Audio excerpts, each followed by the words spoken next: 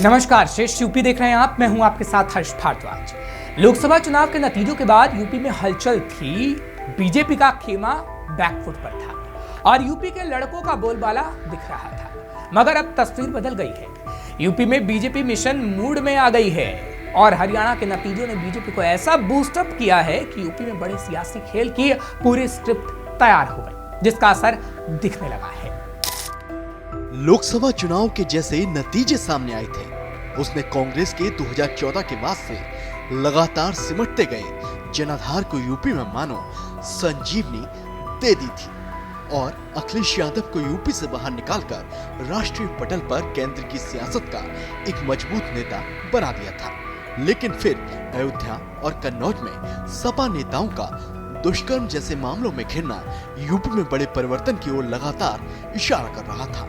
ऐसे में अब जब हरियाणा विधानसभा चुनाव के नतीजे सामने आए हैं, उसने तो मानो बीजेपी को बाउंस बैक करने का ऐसा मौका यूपी में दे दिया है कि यूपी में सारे के सारे विरोधी दल सहमे सहमे से नजर आने लगे हैं। ऐसे में तेजी से बदले सियासी माहौल में यूपी में 10 विधानसभा सीटों पर होने वाले उपचुनाव बेहद खास हो गए हैं और उपचुनाव में जीत हासिल करना सत्ता पक्ष के साथ साथ विपक्षी दलों यानी दोनों ही खेमों के लिए प्रतिष्ठा का सवाल है। भले ही कांग्रेस सपा के गठबंधन ने लोकसभा चुनाव में बीजेपी को बैकफुट पर धकेल दिया हो, लेकिन 10 सीटों पर होने वाला उपचुनाव इंडिया गठबंधन के बैनर तले किस स्तर पर लड़ा जाएगा, इस पर लगभग सस्पेंस खत्म सा हो गया है, क्योंकि सपा ने 6 सीटों पर उम्मीदवार उतार कर बता दिया है कि यूपी में मुख्य विपक्षी दल तो सपा ही है और सीएम योगी आदित्यनाथ के बाद अगर किसी नेता की यूपी में धमक है तो वो है अखिलेश यादव। ऐसे में ये सवाल गहराने लगा है कि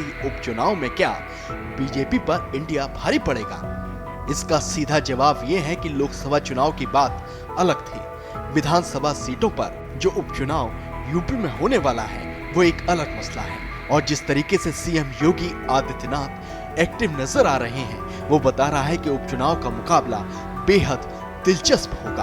तो चलिए ऐसे हालात में उपचुनाव से जुड़ी कुछ हॉट सीटों के समीकरणों पर एक नजर डाल लेते हैं। तो सबसे पहले बात करेंगे करहल सीट की। दरअसल समाजवादी पार्टी के अध्यक्ष अखिलेश यादव 2024 लोकसभा चुनाव में कन्नौज से सांसद चुने गए। ऐसे में उनकी सीट करहल विधानसभा सीट खाली हो गई, जिस पर सबकी नजर टिकी है। इसीलिए इस सीट पर अखिलेश यादव के भतीजे और मुलायम सिंह यादव के पोते तेज प्रताप यादव को मौका मिला है साइकिल दौड़ाने का। तेज प्रताप अखिलेश यादव के भरोसेमंद है, साथ ही मैनपुरी और कन्नौज के लोकसभा चुनाव में लगातार सक्रिय भी नजर आए हैं, जो बताता है कि वो करहल में सपा को जीत दिला सकते हैं। वैसे भी करहल की सीट को सपा का गढ़ माना जाता है। यहाँ पर करीब 3.5 लाख से ज्यादा मतदाताओं में 40% से ज्यादा यादव हैं।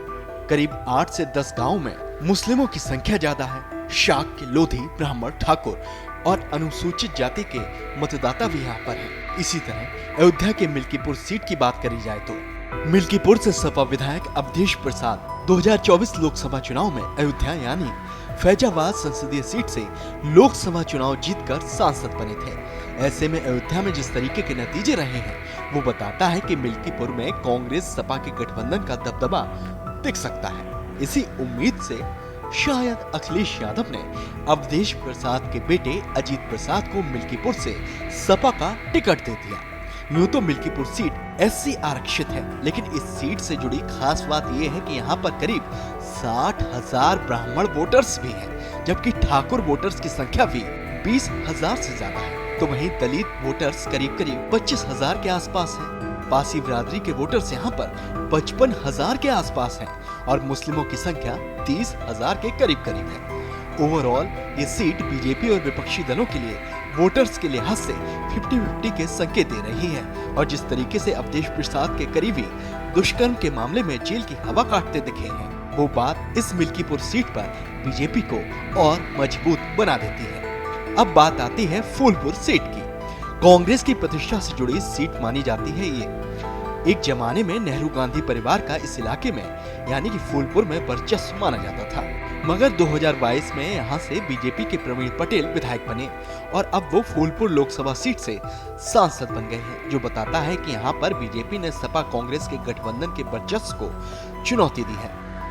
ऐसे में फूलपुर में मुकाबला दिलचस्प रह सकता है, क्योंकि सपा ने यहाँ पर कांग्रेस को तरजीह न देते हुए अपना उम्मीदवार उतार दिया और सपा की ओर से मुस्तफा सिद्दीकी चुनावी मैदान में उतारे गए हैं। फूलपुर का जातिगत गणित समझे तो पता चलता है कि फूलपुर में अनुसूचित जाति के लगभग 75,000 वोटर्स हैं। यादव यहाँ पर 70,000 के आसपास हैं, पटेल 60,000 के आसपास हैं, तो वहीं ब्राह्मण वोटर्स भी 45,000, जबकि मुस्लिम वोटर्स की संख्या यहाँ पर करीब करीब 50,000 के आसपास है। ऐसे में सीट पर सपा का पीडीए काम कर सकता है, मगर कांग्रेस को ये सीट न देकर सपा का अपना उम्मीदवार यहाँ उतारने का फैसला अगर कांग्रेस को नागवार गुजरा तो यहाँ सपा कांग्रेस की अंदरूनी कलह बीजेपी के लिए माहौल बना सकती है। अब बात आती है सीसामऊ सीट की। कानपुर की सीसामऊ सीट पर बीजेपी के लिए हमेशा मुश्किलें देखी गई हैं। ये सीट एक तरीके से बीजेपी के लिए अबूझ पहेली रही है। ऐसे में जब सपा नेता इरफान सोलंकी को एक मामले में सजा हुई और इरफान सोलंकी की विधायकी चली गई, तो बीजेपी को उम्मीद जगी थी कि सीसामऊ की पहेली का हल बीजेपी को मिल गया है। लेकिन अखिलेश यादव ने यहाँ भी बीजेपी की मुसीबत फिर से बढ़ा दी है। दरअसल सपा नेता इरफान सोलंकी के मामले में बीजेपी पर सपा लगातार पक्षपातपूर्ण कार्रवाई करने का लंबे अरसे से आरोप लगाते हुए आई है। ऐसे में बीजेपी के सपा नेताओं पर गंभीर आरोपों की बौछार के बीच सपा ने सिंपैथी कार्ड को भुनाने के लिए मैदान में उतारा है इरफान सोलंकी की पत्नी नसीम सोलंकी को, ताकि नसीम सोलंकी के सहारे सीसामऊ में न सिर्फ पीडीए को भुनाया जा सके बल्कि यहाँ के जातिगत गणित को भी साधा जा सके। दरअसल सीसामऊ में मुस्लिम मतदाता की संख्या करीब 1,10,000 से ज्यादा है, जबकि ब्राह्मण वोटर्स यहाँ पर करीब 70 से 75,000 हैं। साथ ही यहाँ दलित आबादी भी निर्णायक भूमिका में रहती है। सीसामऊ में दलित वोटर्स करीब 60 से 65,000 के आसपास हैं। दलित वोटर्स में सबसे ज्यादा जो आबादी मानी जाती है वो बाल्मीकि समाज के वोटर्स की मानी जाती है, जो सीसामऊ के सियासी गणित को रोचक बना देती है। ऐसे में यहाँ पर जब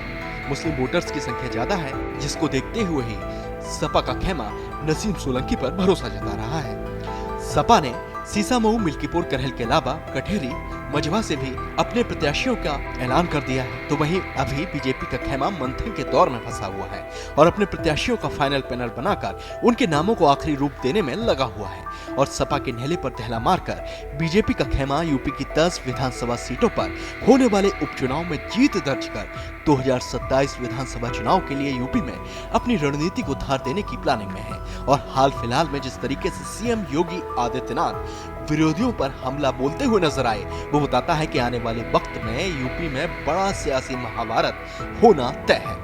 दूसरी ओर हरियाणा की हार से उभरने में लगी कांग्रेस अंदर खाने सपा से उपचुनाव में कांग्रेस को सम्मानजनक हिस्सेदारी देने की मांग भी कर रही है, ऐसी खबरें हैं। मगर तस्वीर साफ है कि 6 सीटों पर सपा ने अपने उम्मीदवार उतार दिए हैं। बाकी 4 सीटों पर सपा जल्द उम्मीदवारों के नाम का ऐलान कर सकती है। मतलब अखिलेश यादव फ्रंट फुट पर आकर सीधे बीजेपी से मुकाबले के लिए तैयार है और सीएम योगी पहले ही संकेत दे चुके हैं कि उनके निशाने पर हर वो पार्टी है जो विपक्ष में है। ऐसे में आने वाले वक्त में यूपी में नए सियासी बवंडर की दस्तक नई सियासी राहों को गढ़ते हुए नजर आ सकती है। ब्यूरो रिपोर्ट, श्रेष्ठ यूपी। यूपी की हर खबर देखने और उनसे अपडेट रहने के लिए हमारे चैनल श्रेष्ठ यूपी को सब्सक्राइब और लाइक करें। साथ ही बेल आइकन को दबाना ना भूलें, जिससे हमारे हर वीडियो की जानकारी आप तक पहुंचती रहे।